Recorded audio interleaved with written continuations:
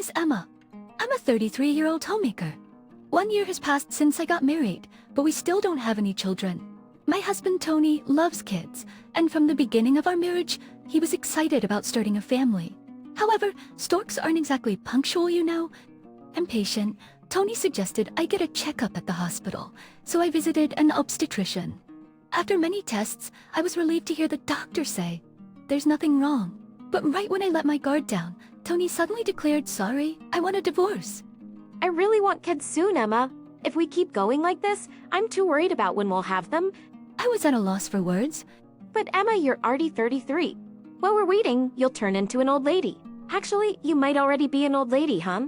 I want to give my child a young and beautiful mother. What does he mean by give?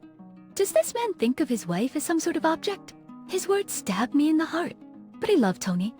I tried my best to persuade him not to divorce, but I couldn't change his mind, and we separated after just a year.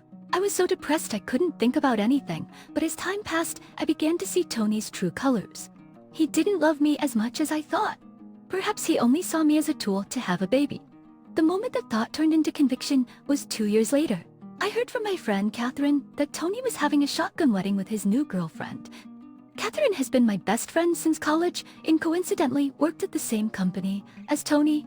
So she was a mutual friend between me and Tony. Having bright and friendly characteristics, Catherine was popular with everyone. Relying on that, Tony seemed to confide in her about anything. His current wife, it seems they've been involved since he was still married to you. Wait, does that mean he cheated on me? Exactly. Blaming you for not being able to have a child while he was fooling around with another woman. Again put down her coffee cup, roughly, and looked at me. Emma, don't let that guy get you down. Find someone new. Encouraged, I finally put my feelings in order, and 1 year later, I got remarried. After the divorce, I worked part-time at a call center and met Ray, who is 2 years older, and we started dating. It's about 6 months into our relationship, he proposed to me. I'm so happy, but well... You don't want to marry me. No, it's not like that. I might have difficulty getting pregnant. What do you mean?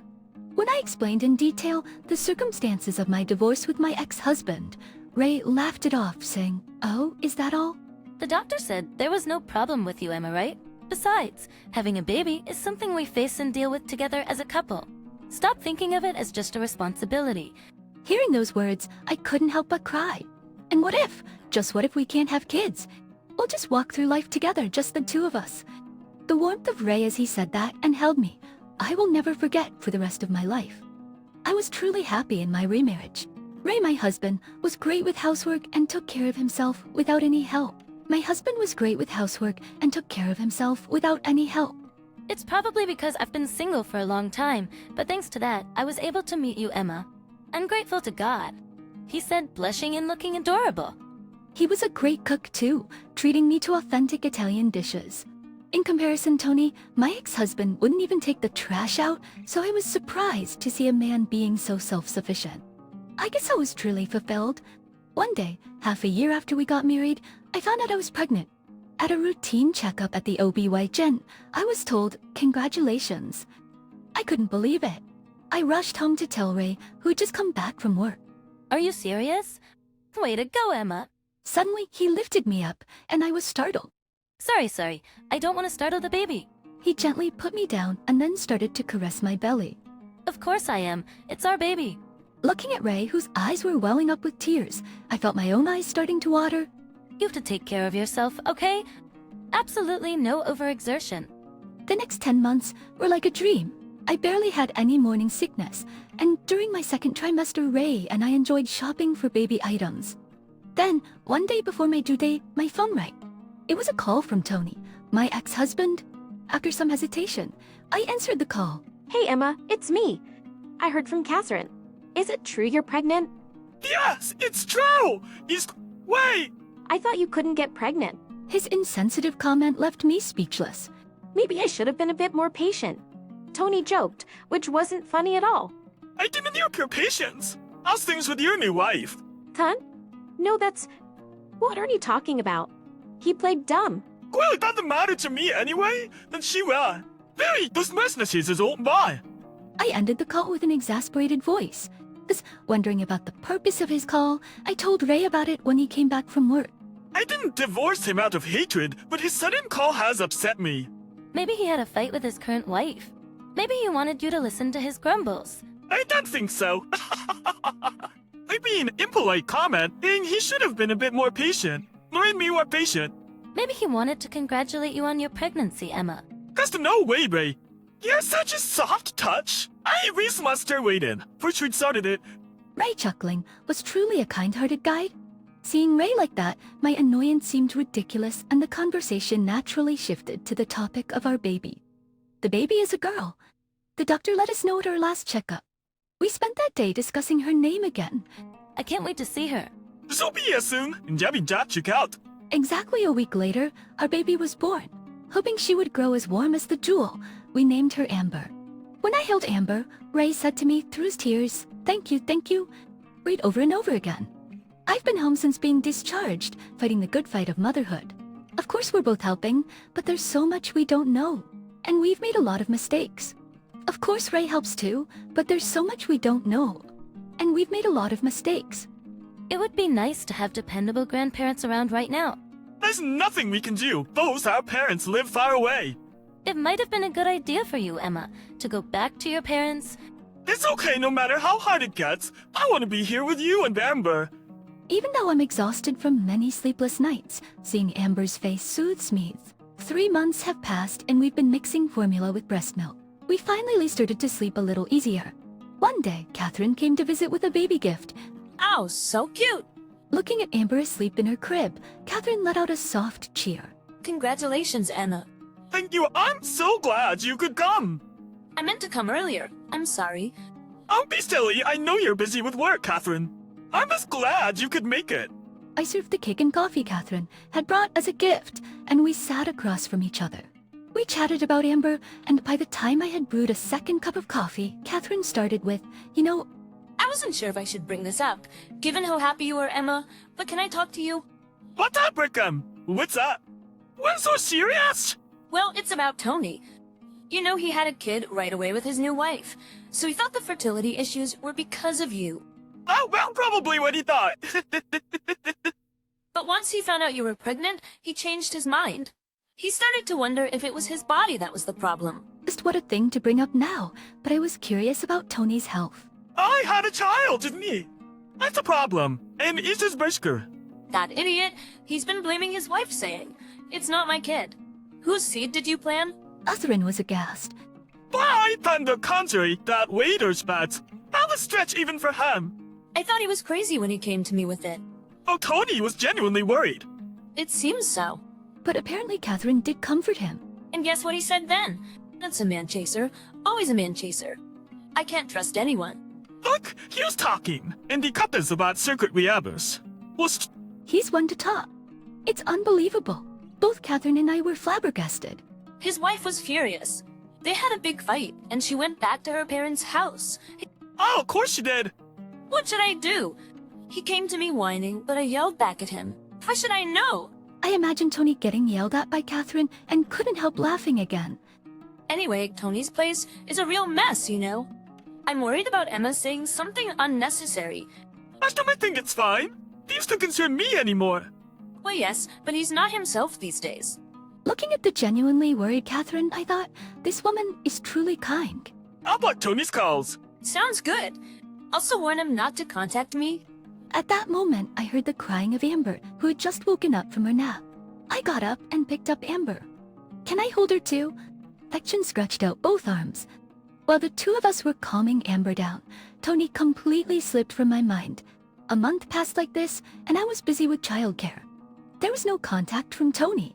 However, Tony's wife showed up with her child all of a sudden. She said she got the address from her mother-in-law. She'd informed her in-laws about the whereabouts, just in case. Tony's place is a real mess, you know. I'm worried about Emma saying something unnecessary. I think it's fine. I'll teach fine him. He doesn't concern me anymore. Well, yes, but he's not himself these days. Looking at the genuinely worried Tony's wife, I thought, this woman is truly kind. Tony's wife, who introduced herself as Sophia, was a cute woman in her 20s with large, impressive eyes. Her almost 2-year-old son, John, was the spitting image of Sophia. We sat opposite each other on the sofa. John was completely absorbed in playing with my daughter, who was lying down. I'm sorry for showing up unannounced. I just had to apologize to you, Emma. Sophia began. Apologize. Oh, no. Yes, I'm dating Tony was that knowing he was already married. I'm really sorry for everything that happened. I was honestly perplexed by her apology. The truth is, an apology now just complicates things. She came all this way to apologize. No, we've decided to get divorced. It does. What? What? Unclear. With Tony, it's home. Yes, it doesn't concern you, Em, but I really wanted you to hear this, so I forced my way in. Sophia began to talk as if a dam had burst. Her story was full of surprises. I was harshly accused of having a child that wasn't his. It's to prove him wrong. Do I know wrong? I took a DNA test to establish Tony's paternity. Oh, haven't the issue been resolved? I revolved. It's not that simple. I'm died. Despite his relentless insults, calling me dirty, and claiming he only married me because I could have kids, the moment the Torres faults came in, he flipped saying, oh, good. As no can be sure about having a second child. Is life was Christ? You believe that? Sophia's anger was unstoppable. Yes, I mean basically the other woman, but it was Tony who deceived me. Sophia hit the table hard. Hey, calm down. This is very calm. Start him the kids. Retaliation cries there. You could cross this spot deep. I'm sorry, she was grew. Clerks, looking as if she had come back to herself. Sophia bowed her head. You've decided to get a divorce. Yes, he extended between for between children. It doesn't matter who he's with. He is like. I understand that feeling all too well, because I had felt the same way. If asked whether I hate Sophia sitting in front of me, I might say yes, but at least her child is not to blame. Operating is watching the children play happily. I couldn't help but feel sorry for them. Fortunately, Tony's parents are on my side. Bye. They're so disgusted with his stupidity that they banned him from their home. His parents are such nice people. I'm part of reading out from her. I know, right? How could such a loser be born from such wonderful parents? We ended up laughing as we looked at each other. Tony's moaning about custody, but of course I won't give it up. If he causes more trouble, my in-laws said they'll bring in a lawyer. But what are you even going to do now, Sophia? I'm going back to my hometown to look for a job. I agree. Him. Thank you. That gets him. I thought you, Emma, would understand my feelings, so I came to you. Also, I'm worried that jerk might pick a fight with you, Emma. Maybe that's your fast pass. Be careful! Any animosity towards Sophia was gone due to a strange bond. We both really picked the wrong guys, didn't we? No way. You, Emma, found a wonderful husband after all. You still have plenty of chances ahead, Sophia. Oh! Just with a broad smile on her face, Sophia left. I may never see her again, but I wish her the best from the bottom of my heart. I heard from Catherine that Tony and Sophia's divorce was official a month later. I've gotten a new smartphone, and Tony hasn't contacted me. However, it seems that Tony keeps telling people that I was the cause of his divorce. Party, what a loser. He still says that if Emma had just gotten pregnant quickly, there wouldn't have been any problem. Catherine is raging over the phone. I was so pissed off. I gave him a piece of my mind in front of everyone. What'd you do? I decided to transfer him to a subsidiary. Catherine is Tony's boss. The competent woman had climbed her way up to being department head in Tony's division. Isn't that misuse of authority? An enemy of women is an enemy of society. Hearing Catherine laughing, I murmured, "Poor Tony. There's no sin in wanting a child." However, a man who only sees women as childbearing tools doesn't deserve to live in this world. Or Tony, given a hard time by his wife and boss, still seems to despise women as ever. Even at his new place, he's reportedly still messing with women and getting a taste of his own medicine. Some people never learn unless they die. Maybe I should ask the devil that he should guide